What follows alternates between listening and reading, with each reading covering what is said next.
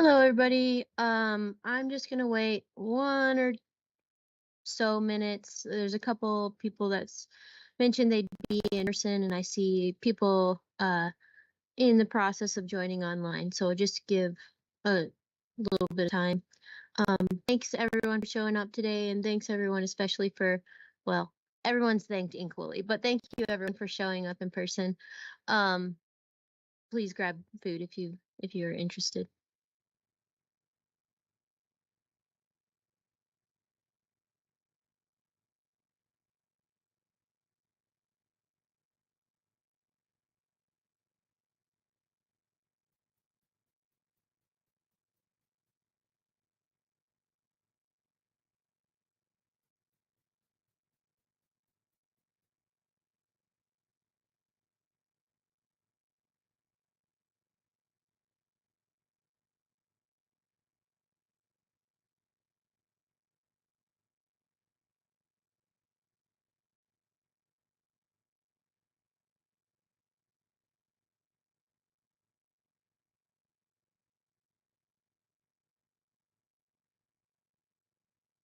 Okay, I think we'll wait one more second.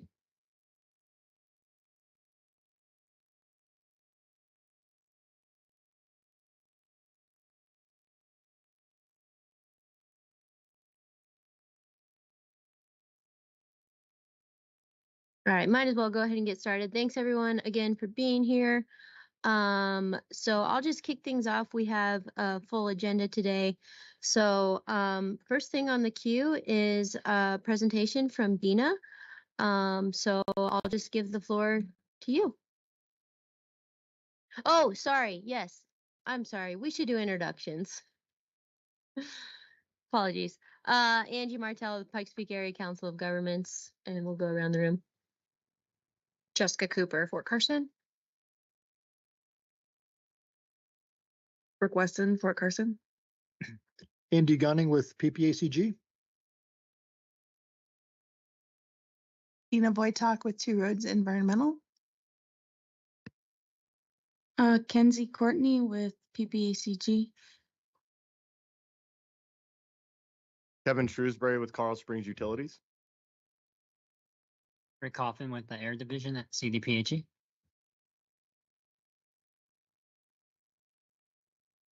And online? Katie Holmes, City of Fountain. Hello, this is Kevin Teagarden, Senior Planning Analyst with Mountain Metro Transit. Good afternoon. This is Todd Frisbee with the City of Colorado Springs Traffic Engineering. Hi there, Dwayne Dominguez, El Paso County Public Health. Victoria Chavez, El Paso County Department of Public Works.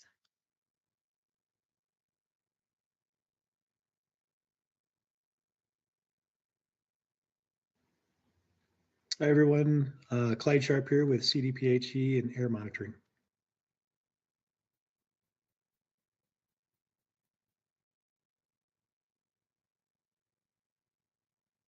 All right. That's everyone on the AQTC, so thank you. And now we can head over to Dina.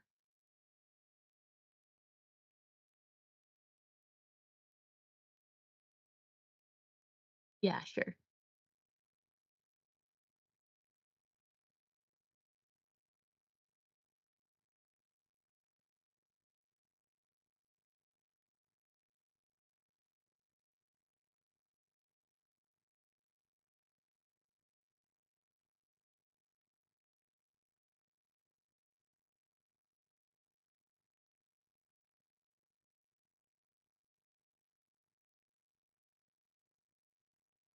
My mic. Okay, and then am I advancing the slides?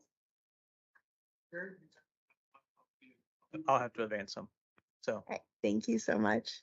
And I'm glad Rick is here today, and I'm and Clyde is here online. So you guys probably have great data too. I wish we would have had you present that as well. But anyway, my name is Dina Wojtak. I'm here as I said, with Two Roads Environmental here supporting Pikes Peak Council of Governments. And we're going to talk today about ozone in the Pikes Peak area and the non-attainment process and implications, just to bring everybody's awareness up. So next slide, please.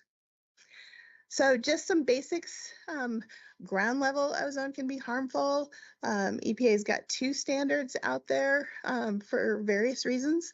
Got the newer, more stringent standard of 70 parts per billion and the older standard of 75 parts per billion. Ozone is not directly emitted. It's something that's formed in the atmosphere from a combination of volatile organic compounds or VOCs that come from like fuels or things that evaporate, reacting with NOx, nitrogen oxides, that are a byproduct of combustion activities. And so those two things react in the atmosphere in the presence of sunlight. And so there are a number of things that affect the formation of ozone. That could be like meteorology. Here along the Front Range, we have that turbulent mixing up and down. We can bring the good ozone down to the lower levels. That's not good for us. We have the topography in the afternoon. Sometimes we get the thunderstorms and the clouds that come over that obscure the sunlight and stops the reaction. So there's a number of things that cause or that relate to ozone formation. And really, it's just a complicated pollutant. It really is. So it's also complicated in the way we look at how we're meeting the standard or not. So an exceedance. So if you have a 1 hour reading of 71 parts per billion, that's not a violation. We're looking at 8 hour daily averages. And we don't just look at the worst, we look at the fourth highest per monitor. So you hear us talk about the fourth max daily 8 hour average. That's what we're looking at. We use those values per monitor and we average them over a 3-year period. So we will average that fourth max daily 8 hour average over a 3-year period. That average is what we use in reference to the 70 and 75 parts per billion standard. So complicated pollutant, complicated in how we determine whether or not we're meeting the standard. All right, next slide, please. So I want to get out of the way right now. Pikes Peak area is currently in attainment. So we're going to talk about non-attainment and what that might look like. But I want you to just remember, you are currently in attainment, or designated as in attainment from EPA. EPA does those designations of attainment or non-attainment or unclassifiable after they've reviewed or set a new standard. So they go through an official process to do that. Technically, they're supposed to look every 5 years. Not so great at that. As you can tell, the last standard we had was 2015. That's 10 years ago. But they are currently in the process of reconsidering ozone and resetting the standard. So even if they don't change the standard, they go through this formal process, they will again look nationwide and they will look at what areas and data are meeting the standard and what are not. It's really important to understand that EPA initiated a full reconsideration last May. That's usually a multi-year process, but the final action out of that will likely trigger EPA to look at all the data nationwide and where areas are meeting the standard and where they are not. Next slide, please. So this timeline just kind of gives you a flavor of the process. And so first of all, I want to highlight it's a multi-year process. So for the 2015 standard, they set that standard in the summer. And so when we look at those 3 years worth of data, we have to look at 3 complete years. So they wouldn't use that year's worth of data, they would look at the preceding 3. Okay, so when they promulgate a standard or they finish that reconsideration, areas have 1 year to make a recommendation to EPA on, hey, all of them, we looked at the data from our monitors and we're all good. Or we have some areas that are not. Or we're not quite sure because we don't have monitors or we don't have the data. So anyway, we make that recommendation to EPA 1 year from that promulgation or that final action. EPA then has a year from that time frame to say, we agree, we don't agree, and they officially designate areas as being attainment, meeting the standard, non-attainment, or a version of that with, it can be attainment, unclassifiable, those kinds of things. So we're 2 years into it, and EPA has now made that designation of whether you're meeting the standard or you're not meeting the standard, attainment or not. And if you're not attainment, then they also designate a classification associated with that non-attainment area. And so it depends on how far the data is away from the standard.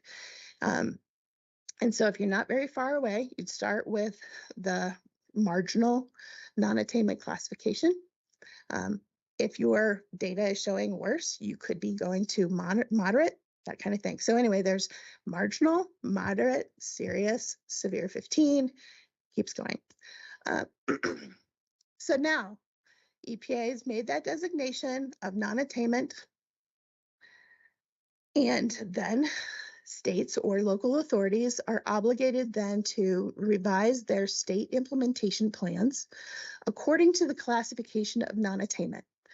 So you guys haven't had to do that before because you're not non-attainment. So I'm just talking about what the process would look like. The state has then a year to put that SIP together, that state implementation plan together. And then EPA there's some timing requirements on when they have to say it's complete, when they have to act on that. These are kind of hardwired into the Clean Air Act, but I can tell you EPA hasn't been great about meeting some of these because quite honestly, it's a complicated process. And Colorado is, not all states are like Colorado in that we have to not only adopt a SIP, which would include all kinds of documentation and additional control strategies. We have to adopt that through an Air Quality Control Commission. But then it also has to be approved by our legislature. Not all states are like that. So that actually shaves off a year, quite honestly, of planning here in Colorado. All right, so EPA has made that designation. SIP is due. Hopefully we meet the timelines. Timelines are pretty tight anymore. And then EPA has time, they have to act on it saying it's complete, it's not complete. And if it's not complete, they can formally trigger some requirements related to that, that can, like SIP clocks, if you ever hear about that, like timelines that you have to shore up your SIP to EPA's liking, so that they can stop the clock. They don't have to develop a federal plan. It's not in anybody's interest to have a federal plan versus a state developed plan. And then there are some other sanctions that can come along with not meeting EPA's timelines in terms of getting an approved SIP. So really what I want you to take away from this timeline is it's years in the making.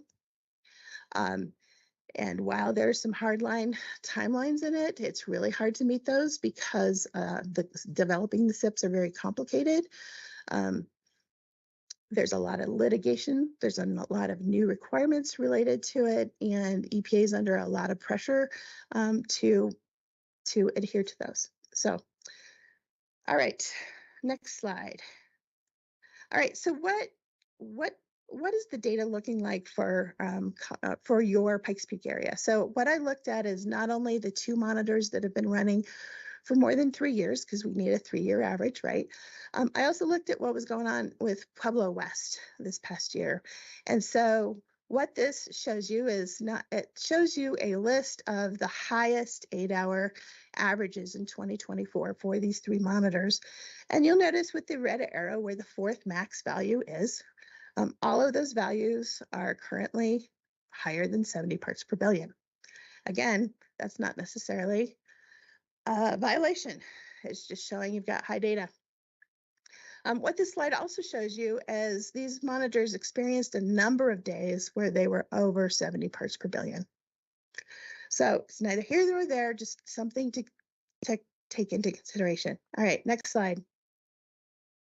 All right, so looking at the fourth max daily 8-hour averages over time, you'll see in the blue line, that's Air Force Academy. It's been running longer. And then Manitou started in 2024.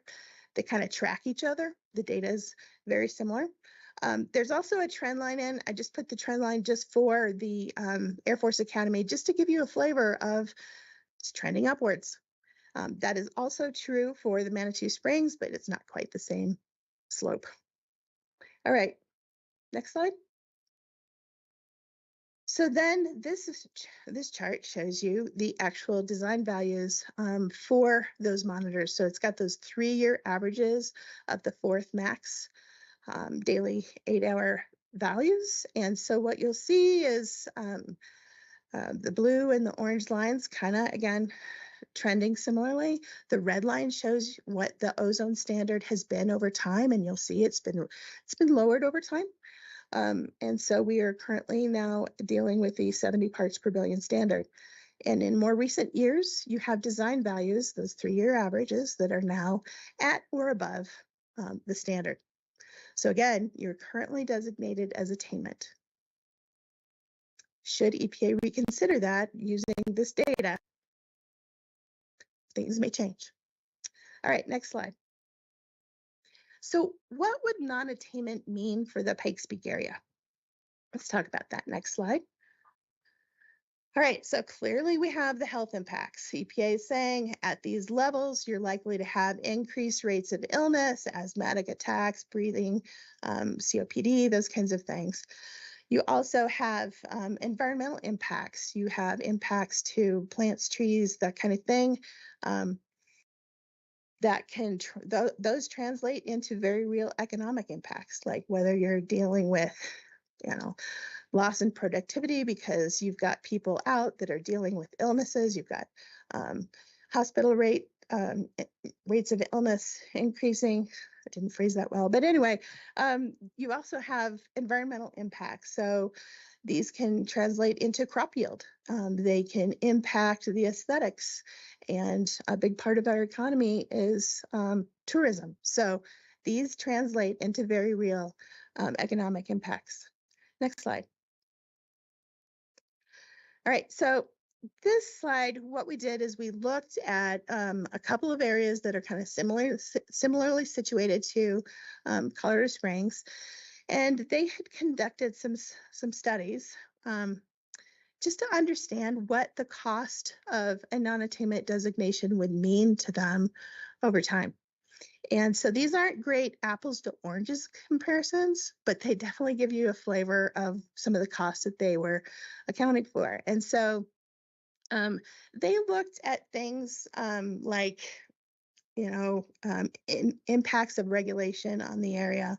They looked at healthcare costs, those kinds of things. They also looked at, hey, we have this economic base here. What would happen if they left? Or what would happen if we were trying to bring in a new economic base and they decided not to come because we had a non-attainment designation? And so those kinds of costs, they had very real examples and their estimates related to that, that they factored in some cases into these studies. So really what we're talking about is billions of dollars over a 30-year time frame. Why 30 years? Because if you have a non-attainment designation, first of all, you have to get back to attainment. You have to get the monitors to tell you the data is showing you're less than that 70 parts per billion standard. But then you have 2 10-year periods of time that you are continuing to evaluate how are we doing against that standard. And so these entities chose to look at it for a 30-year time frame. And again, we're talking about billions of dollars over 30 years. Next slide. All right. So what this non-attainment designation means is a change in reporting and permitting thresholds for stationary sources that emit air pollution. And so you have lower reporting thresholds that you have to report emissions on air pollution emission notices. So attainment areas have less rigorous requirements because they are meeting the standard, right? Areas that are not, all of a sudden they're looking at smaller sources, smaller activities, and they're reporting at lower thresholds. They're also then the permitting thresholds for those activities also lower. And so this explains what that looks like. Next slide. All right, getting deeper into non-attainment, we talk about a program called New Source Review, and we have major source thresholds associated with new source review. That changes, as you can tell, kind of I think it's the fourth row down, major source threshold, that changes over time depending on the classification of non-attainment. So that can ratchet down if an area cannot bring and does not attain ozone standards at the monitors. So there's a possibility that thresholds can get as low as 10 in an extreme non-attainment designation case. All right, next slide. So when we talk about developing SIPs to address this, one of the things that's really important for us to start thinking about is what is the area? What are the boundaries are we talking about? And then that can also then kick in some thoughts about, well, what classification would that be? And so the Pikes Peak area being adjacent to the Denver Metro non-attainment area, there's a possibility.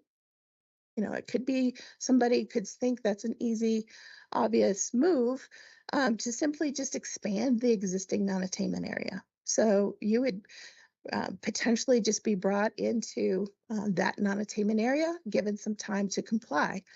That area is already designated as a serious non-attainment area. So you would be skipping marginal and moderate requirements and going straight to serious. So that changes the requirements. You could also be designated as your own non-attainment area, a separate one from the Denver metro area. And then you can look at it, setting whatever that boundary is and applying what would be the appropriate requirements associated with that. If you were your own new area, chances are you would be a marginal non-attainment area, and you would start with marginal requirements under first SIP development. All right. SIP elements are determined by classification. I've mentioned that a couple of different times. And so, there's some question as to, well, if you jump straight into serious, then all of a sudden you are meeting more stringent requirements associated with serious non-attainment designation, as opposed to a marginal non-attainment area. Marginal is very similar. It's simple in the beginning. As you submit an emission inventory, you make sure that new source review requirements, permitting requirements apply in the area. There's some other things related to that, but it's not as serious as serious. That was no pun intended, actually. Requirements, and so those, you're doing analyses of all of your existing sources in the area. Are they meeting requirements that have been adopted in other places? Do we need to set more stringent requirements for new and modified operations as well? So they're looking at not only existing facilities, but they're looking at existing permitted activities, but they will also be looking at new activities and modifications to existing facilities differently. All right. There's different approaches to developing control strategies. So you can simply consider expanding existing requirements that apply up in the Denver area. You could just apply that here. You can develop localized approaches. You can also adopt other states' control strategies. Just look at what other areas, other non-attainment areas are done, and say, hey, maybe that's going to work right here. So there's different approaches to that. And then requirements do become more stringent over the time if the area is not brought into attainment by the attainment date. And so you can see a downward classification going from marginal to moderate, or then serious to severe, whatever classification you are. And then you kind of trigger that SIP process all over again. I have to modify my SIP to address those new requirements. Next slide. All right, so this is not an all-inclusive list, but it gives you a flavor of the types of requirements that you could be looking at in this area, or some of the requirements that have applied or already do apply or are being considered on the right-hand side. So vehicle inspection and maintenance programs. Those of you that may have been here for a while didn't like, or maybe you remember the carbon monoxide testing that we had to do. You no longer have to do that. But Denver does, and a big chunk of the non-attainment area does have to comply with vehicle inspection and maintenance requirements. You have motor vehicle emission budgets, and you have to do transportation conformity demonstrations. So it's going to be a bigger deal for the transportation planning agencies. You have industry requirements. So anything, that range from electric generation and renewable generation or renewable energy requirements that are being used to maybe satisfy climate goals, that kind of thing. But you're going to get benefits here. So they're being counted for, whether they're fuel switching or shutting down, that kind of thing. You're going to see additional control requirements, whether they are existing operations, then you're not making any changes to them. They will be analyzed, but you will also then have more stringent requirements that apply to anything that you want to bring in that's new. Any new engines, any new activities that you want to start, or any modifications to existing facilities, so they undergo new source review requirements. And then for those facilities that want to bring something in, there's also offset requirements. So not only do you have to look at that new engine that you're bringing on site, but maybe that's causing the emissions to increase, and you're going to have to offset that increase by a certain amount at something else at that facility. So there's offset requirements. And then eventually there could be a penalty fee program, and that's not until you get, I think, serious and you don't attain it by the attainment date, when you become severe. Maybe Rick will correct me if I got that wrong. But anyway, there's a penalty fee program that industry has to pay at some point in time when you don't attain in the future. So these are all things that could be considered. You have reformulated gasoline requirements that could kick in. Right now, they apply in the summer months in the Denver metro area. They do not apply down here. Eventually, that could be something that could come to play in this area. You have lawn and garden equipment requirements. That's what they're looking at up there, and trying to incentivize or drive the use of electric lawn and garden equipment at government operations just right now. You have requirements for contingency measures, and that's a sore spot for Colorado. Colorado has never really liked to adopt rules just to have them waiting in the wings and not be triggered until we don't attain at some point in the future.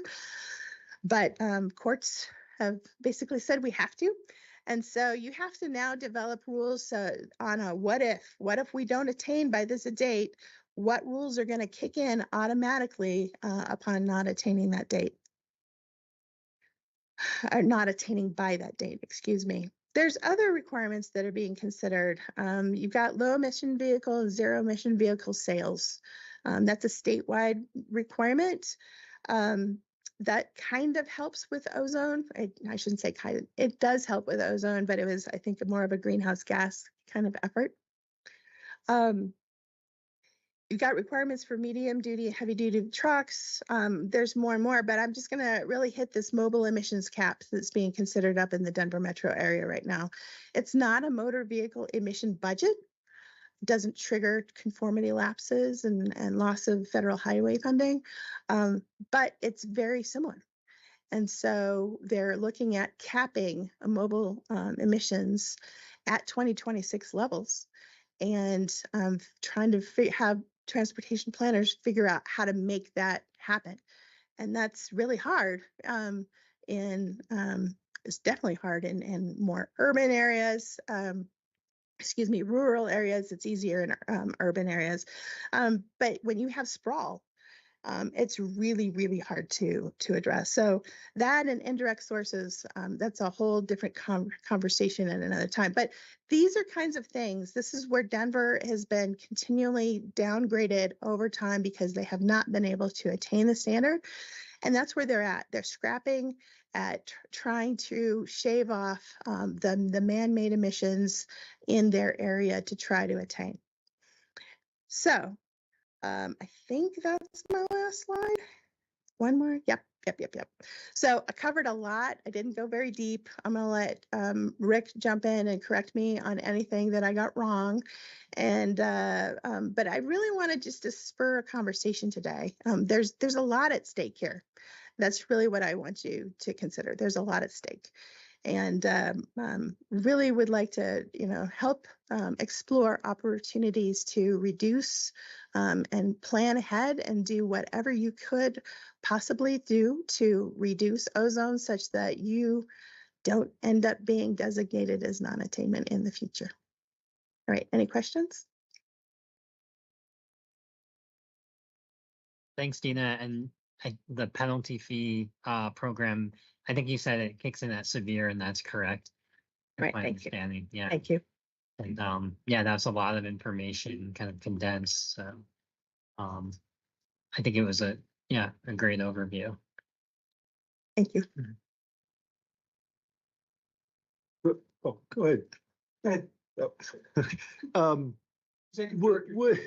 What do we know about, obviously there's changes at the federal level currently, and a new EPA administrator. What do we know about the review that EPA is going through, looking at possibly evaluating, changing the standard, possibly lowering it further, and maybe where are they kind of in their review process as far as, I didn't pick up on that on the timeline. Where are they as far as identifying which regions are currently most recently attaining the standard over the past 3-year average? Is that kind of in the works right now, or has that been postponed for a little bit? So right now where they are in the reconsideration is they're just pulling in all of the new science that may have come around since the last time they looked at it, and what the science is saying in terms of health impacts and welfare, environmental impacts. So they haven't really gotten to the point where they've selected or they've made any kind of recommendation, hey, we should stay at 70 or no, we should go lower. That they're not to that point at all. We can do all kinds of speculation about what this administration might do with that process, but regardless, I want us to keep in mind that the Clean Air Act does obligate EPA to review the NAAQS every 5 years. There's been a lot of litigation in the past. You bet there's going to be more litigation in the future. And so one of the things with setting the NAAQS is they look at the science, they look at the impacts on health. They don't really take in consideration costs or the ability of an area to control or to reduce the emissions. And so my perspective is most people are going to always say that a lower standard, less pollution is always better and going to have less health impacts. So that's something that that the Clean Air Act specifies.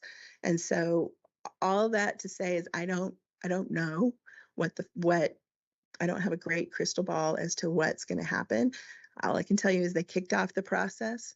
There's Clean Air Act obligations to review, and whatever happens, we're going to probably expect litigation. I will say that the other thing is the panel that they use to review that science. I think the Trump administration said, yeah, we're going to start over with a new panel, new. So that's likely going to delay the process. Hey, Dina. So for those of you who don't know me, I'm John Leosados. I'm the transportation director here. And the reason why I rushed the stage as soon as the discussion part started was my myself and my staff are probably the ones when we talk about transportation conformity that have the most sort of heavy lifting to do between attainment, non-attainment, and maintenance.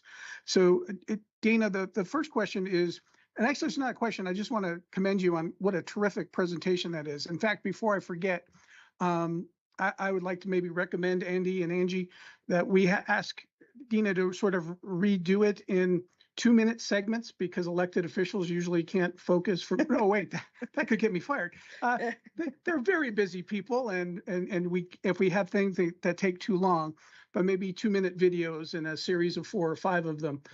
And with that, this is where maybe we can again ask the committee members if there are topics that you thought maybe Dana should have covered and didn't, but would be good to have in front of our elected officials. Go ahead and send Angie an email and let us know, and we'll ask you to sort of incorporate those comments. And additionally, if there are any sort of graphics, you did a great job with your hands kind of showing the how the air mixes and stuff, but maybe when we put something together for the elected officials, again, if any of our committee members have any sort of graphics they've already used for different presentations, send those along as well, and we'll sort of do that. So again, terrific, and you really explained it to at a great level for people to sort of understand. So kudos to you. Getting away from all of that and asking actually a question, can you go into a little bit of just not only the attainment and the non-attainment, which you touched on rather well, but that sort of maintenance period, right? Because there's a maintenance period where you're sort of in no man's land, where you might not be eligible for some funds, but you still have to have all of the pain of doing some of these things. Is that something you could touch on a little bit? Yes. So I think I mentioned, so you have the time leading up to a SIP being submitted, then you have strategies that go into place. Hopefully you attain.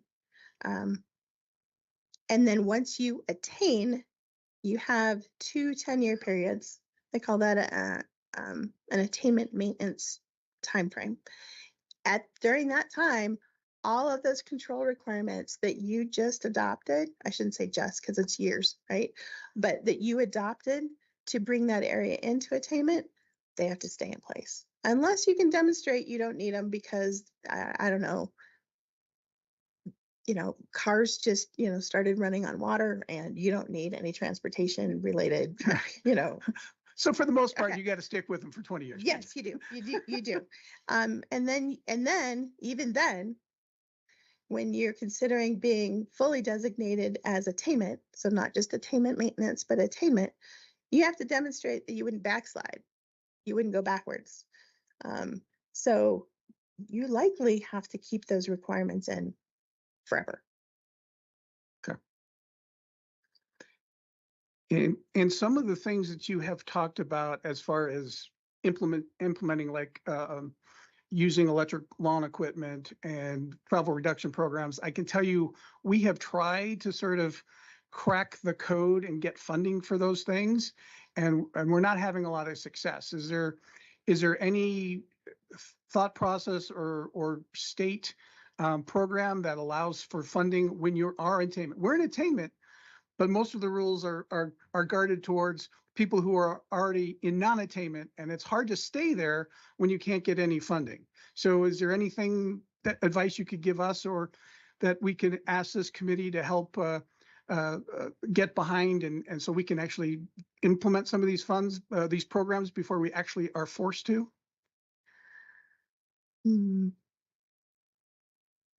So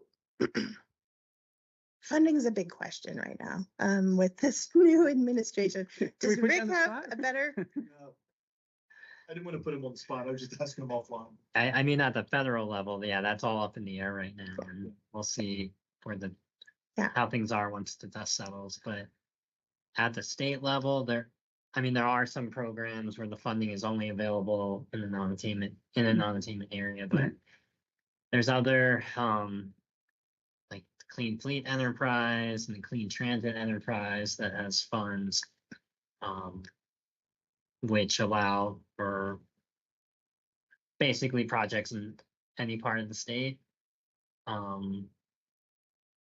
So that's what comes to mind off the top of my head. And if it would be helpful, we could talk about maybe getting a presentation or presentations scheduled to look at that, and see if maybe the group here can help see if it's of interest or it could be useful in the area. I think there might already be some awareness though, but maybe we can help promote it even more. Kind of looking at the committee members, I think there's a general kind of head nod, so I would say that was a yes. Okay. And if not, you should have just like scratched instead of, but I'm gonna take that as a yes. So, I think that was it for me as far as questions, but again, great presentation, and I appreciate you sort of breaking it down for me. You're welcome. So I would just encourage folks, I know a lot of you probably have individualized plans for whatever facilities you're working at. But maybe pooling together those kinds of strategies, whether they're transportation related or stationary source related, or even if it's lawn and garden, or those kinds of things, whatever you're doing, to maybe start sharing. So maybe you've thought of something that somebody else hasn't in the area that maybe they could incorporate and start implementing. I think it's always better to try to do something before there's a regulation, because you have a lot of shot at trying to be innovative and doing something new or different. And there's less at stake in terms of now being regulated and having to report on it and measure progress, although I would have you do that regardless, but more intensely and more publicly than perhaps maybe you want to. So really strongly encourage folks that have these types of activities or even managed transportation related projects, those kinds of things, to really start taking a harder look and understanding what is that going to contribute to the area in terms of man-made emissions, as well as, what can we do to mitigate that or reduce that? Yes. I have a question, sort of playing the devil's advocate here, touching on or going off of what you just said. So any measures that we put in place will obviously take time to see the effects of that, in terms of our ozone. So again, devil's advocate, yes, I still think we need to be working on this, but what would you say of what's our motivation to act now other than the regulatory reasons to get ahead of non-attainment? Do we have time to avoid non-attainment if we act now, or should we just whatever, let's wait until we're non-attainment? Could we go back to the design value graph?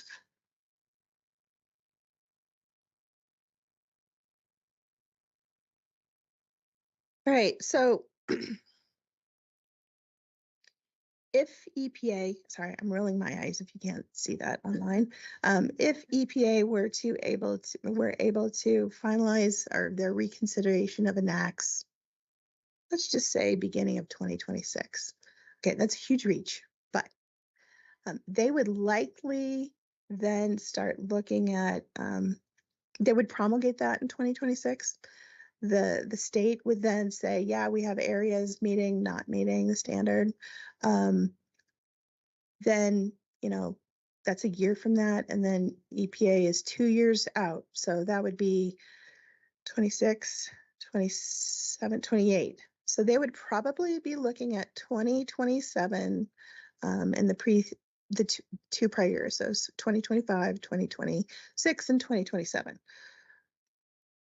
You have to have much better ozone levels than you've had in the past 2 years here. So you have time to plan, but you really don't have a whole lot of time to delay putting reduction strategies in place, because you need to realize those reductions at the monitors this year and next year, probably the third year. That's great question.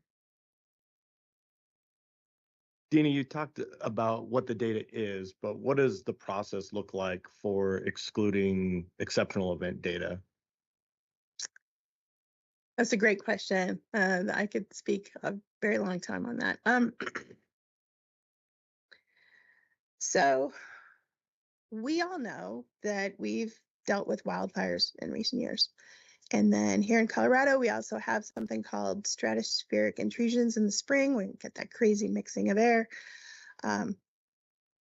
There is a process to identify, let's go back to that whole list of highest fourth max values.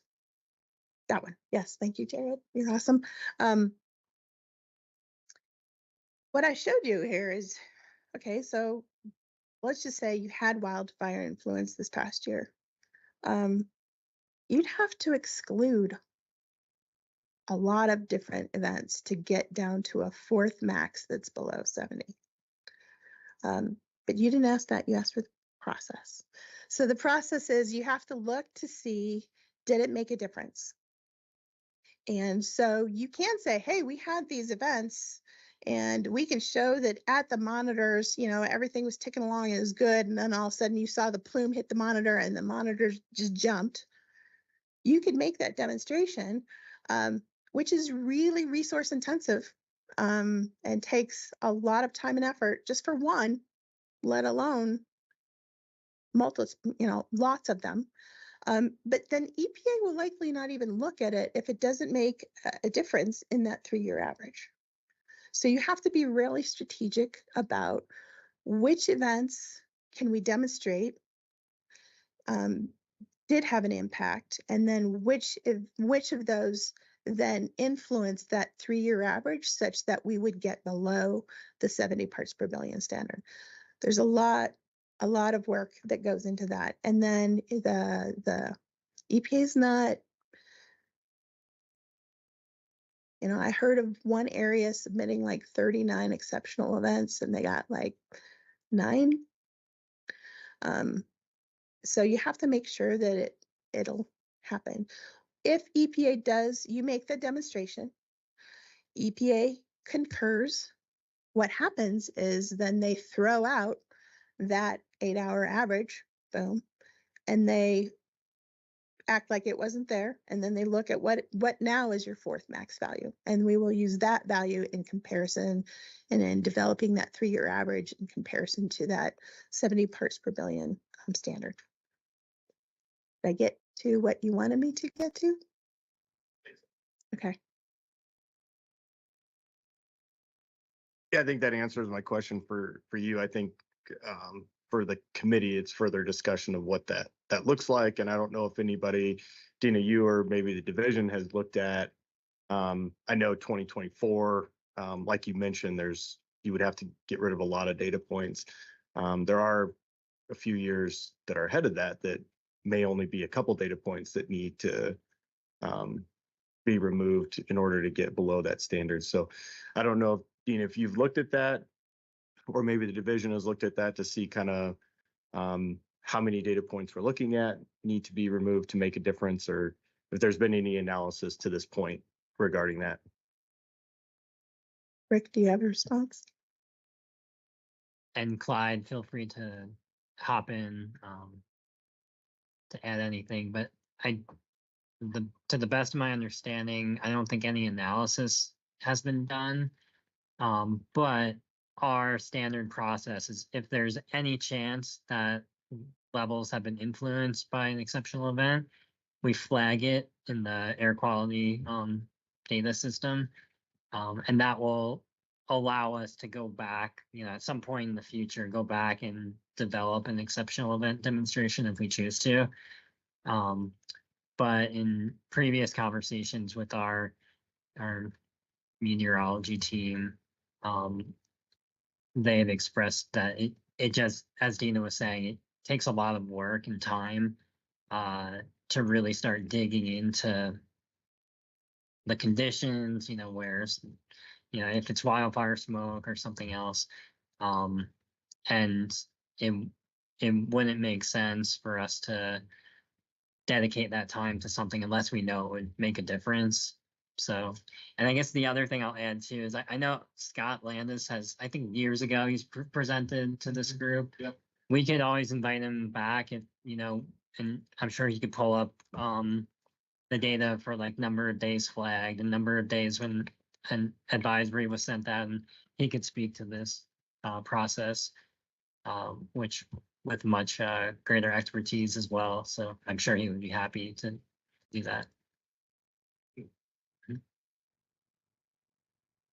So this is not so much a question, Dina, but as part of a discussion, Kevin Teagarden, are you still on the line? Are you still here? Yes, I am on the line. So hate to put you on the spot, Kevin. Actually, I don't. I kind of enjoy it. But, we've had a little bit, I don't want to say doom and gloom, but a little bit of a, hey, well, it's going to be difficult. When we just did the long range transportation plan, we had the 2050 regional transit plan that you guys did at MMT, and included in that was also your low emission or no emission plan as well. Is there anything that you could sort of throw out as part of this discussion as giving some hope that you guys are planning on doing a lot of new transit things and different vehicles, especially with the new state monies that's available through the rental car tax, as well as the oil and gas fundings that would be coming in? Well, I'd say that kind of like everything, it's first and foremost, it's subject to resource availability, right? In terms of what type of vehicles and looking at that transition to alternative fuels. So it is something that we're exploring. Now, we do have a zero emission vehicle plan that was completed, as you mentioned. So it is something we're exploring. And of course, we'll adapt to whatever the current and future regulations are and the different direction that we may get. So I'd say more exploration there, but it is something we're considering to see how that looks, subject to resources. Great, thanks, Kevin. And again, I would encourage you as you guys go to move towards implementation, consider this committee a good resource to sort of touch on and bounce some ideas off of. Okay, that sounds good. Thank you.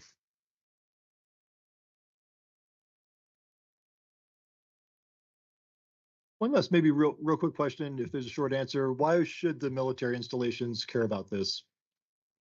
About going into non-attainment potentially, and what they could do in advance of avoiding a non-attainment designation? Two things. They're subject to the requirements just like every other source. And in addition to that, they're probably dealing with not only transportation conformity, but general conformity, which changes. And if you're ever doing environmental impact statements, that kind of stuff, it gets a lot messier. So they have a lot at stake as well. I think Fort Carson is tracking that. We know that we have a lot at stake for potential non-attainment. We revisited some of the ideas from the CO non-attainment SIP and what we were working on to try and get things there. Our number one thing would obviously reduce the number of vehicles on the road. We can't do that anymore. So as you all know, so if anything, we would be increasing the amount of vehicles and vehicle emissions with commutes to work, et cetera. So we're really trying to think outside of the box of how we can, get a jump start on this and move forward within the parameters that are set for us.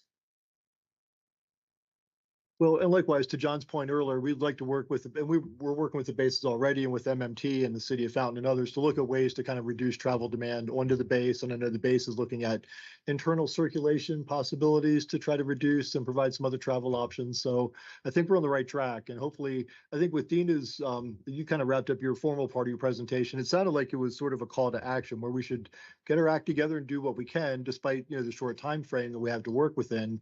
But what are things that we can really start putting into effect? We've got great plans with our transit plan and other things that are in the work. So how do we sort of operationalize what we can now, knowing that we're going to be under the microscope here in the next couple of years, starting with this summer's numbers that are going to be monitored. Yeah. Okay. Great. Thank you very much. Thank you so much, Dina, and thanks everyone for the questions. because we only have 5 minutes left, I want, just because it's timely and goes really well with this conversation, is give the last 5 minutes to Andy for an update on some communications with the EPA. I know there's more stuff on the agenda. That was kind of a space filler just in case, so we'll cover all that next time, but hand it to Andy. Okay, all right, thanks, Angie, and I'll be fairly brief. And I should have sent out a couple of letters, some correspondence that we shared, I think, with this group a little bit in the past, but things we've sent to EPA in advance, but I didn't do that yet for a reason I'll mention here in just a minute. So we're working on another letter we're sending to the new EPA administrator to get some of our air quality concerns on his radar and the radar of EPA. But I was thinking, as Dina was presenting, we probably want to I like the idea of having Scott Landis come down to brief this group on what's happening as far as trends that we've seen in the meteorology and the readings that we've seen in our monitors and so forth. But might want to do the same thing with our governing board, with the PPACG board, our elected officials here at some point too. Because the item I was going to brief on, it kind of started, I think, with a briefing by Dina about 2 years ago. We didn't get into it with Dina's presentation today, but she presented about 2 years ago to our board kind of the profile of where our emissions come from that go into our two monitors, the Manitou monitor and the USAFA monitor. And we found by EPA data, modeling data that we tracked down, it might need some help with this, Dina, but the profile basically identified how much is locally generated, how much is generated within other parts of the state that goes into our monitors, and then outside of our state, and then outside of our international boundaries, and then by other factors like wildfire smoke and so forth.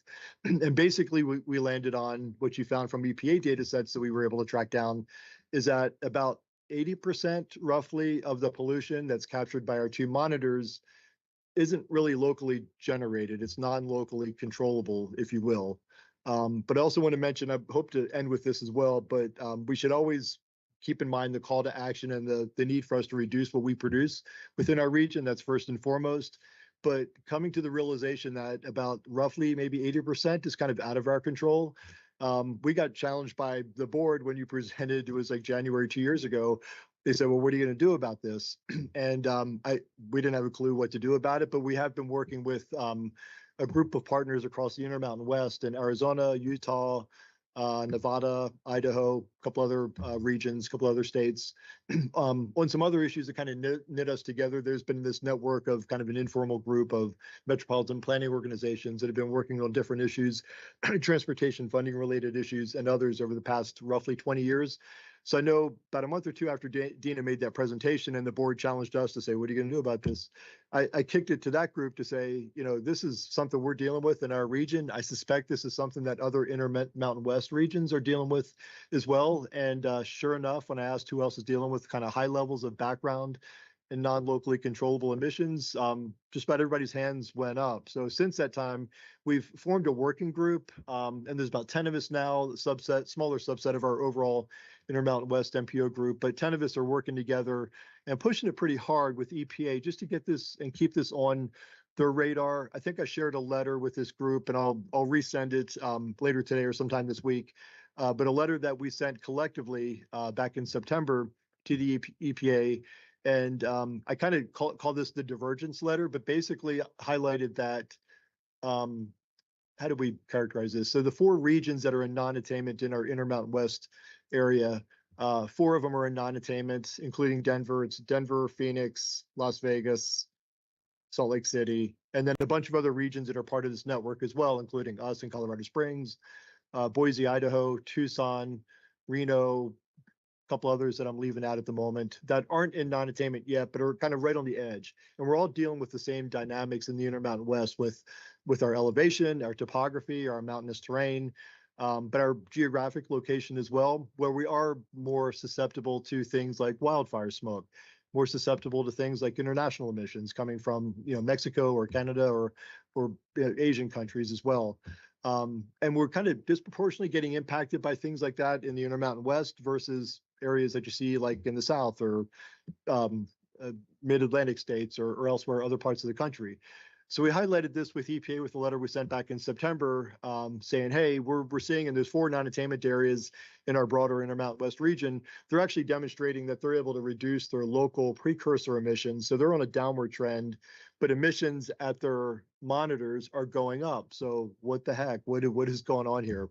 So basically, our ask of EPA has been, help us, study the science. Let's see what's going on here. We suspect there's some serious issues going on that we can't control within our little MPOs or even within our states around wildfire issues or international emissions. So we really need your help, EPA. We want you to study what's going on as far as these dynamics and let us know how we can work together.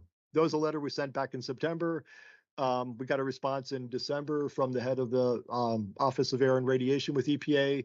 He's no longer there with the change in administration. A lot of those folks are gone now. So the thing we're working on this week and for the past couple of weeks is we've revised a letter, created a new letter that we're sending to the new EPA administrator, Administrator Zeldin, and basically congratulating him for his appointment and letting him know, by the way, this is something that we're all working together across all of our states and all of our regions, and we really need EPA's help to figure this out and help us understand, are there pathways forward? We've highlighted the wildfire issues, and we've identified in writing to them and in conversations that we know we have things in place in the Clean Air Act, like exceptional events that we can work within, but that's really, really cumbersome. It's data intensive, it's time intensive, and not very successful in getting those demonstrated necessarily. There's other mechanisms in the Clean Air Act dealing with international emissions. There's a specific provision in the Clean Air Act 179B where if you can demonstrate to EPA satisfaction that international emissions are negatively impacting your readings, basically, I'm overgeneralizing it, but that could be taken out of your calculation, if you will. But that's got a lot of other cumbersome restrictions and requirements on top of it.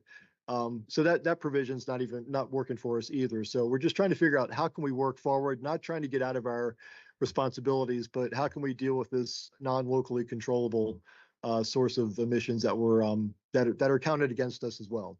But also want to emphasize and end with the fact that, because our board has really picked up on this as well, that we need to reduce what we produce within our regions, whether it's in the transportation sector, the energy sector. We're doing a lot of really good things. There's always a lot more stuff we should be doing. And that's why we want to, kind of rework the work of this committee and really focus on strategies that you all are working on. We really can't come up with strategies, Angie and Dina and I, because we don't have implementing authority, but you all do. So we really want to kind of dig into what we can start doing to have a further impact on reducing the stuff that we generate within our regions. But while we're also trying to work with the federal folks to get some relief where we can and some reasonable pathways forward.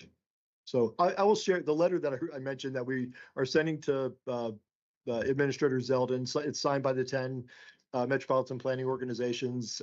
That's our one superpower, if we have one, is that our collective voice, I think, is sort of making a difference at the federal level. And we're also dialing in our federal elected delegation members to really push on this too. And we've gotten some really good success stories there with folks in Arizona and Utah and elsewhere. They're helping to really pick that flag up. And we're trying to get this more on the radar with our Colorado delegation too. But anyways, the letter hasn't been sent yet, but as soon as it's sent, maybe today or in the next couple of days, I'll share that out with this group and also the previous correspondence, the one from September. And then I think also may have shared the letter that 4 governors sent last year to the White House. It was back in April of last year. Governors of Colorado, Arizona, Utah, I forget the 4th one, basically amplifying the same thing. So others have kind of picked up on this, thankfully. We realize we need to work with our states and a bunch of other partners to try to get this figured out. So kind of rambled a little bit longer than I thought it would, but. So Andy, if I could, that was a great explanation. I'd be happy to come back and present that information as well as, what is man-made, locally grown emissions, what can you do something about, and what is not. The thing I want to point out, because some people just want to toss their hands in the air and say, yeah, well, so much of it is out of our control. Why try?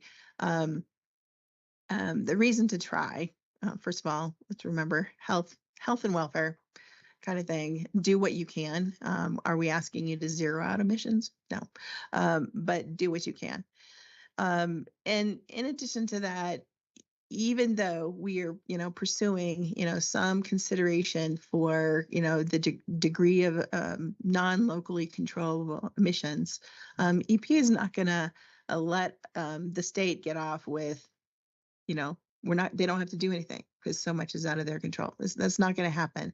And even if somehow this EPA would, there's going to be litigation over it. There's Clean Air Act. There's requirements that we are obligated to meet. And so we will be held to those standards. So you have to keep trying.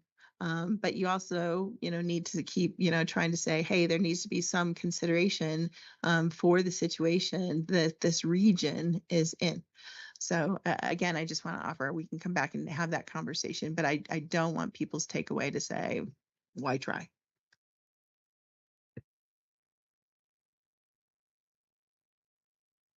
All right, we are basically out of time, but if anyone wants to hang around for questions, we will be here.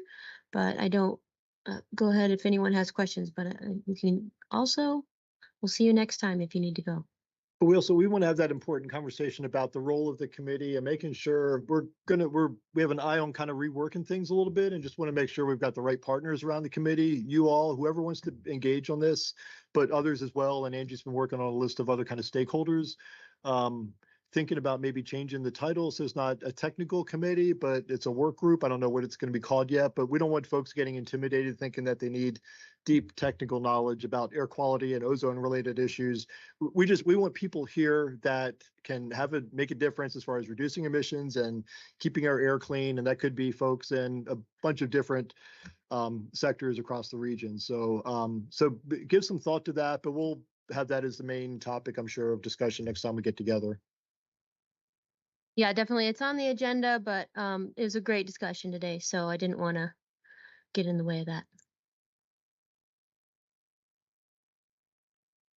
All right. Thanks, everybody.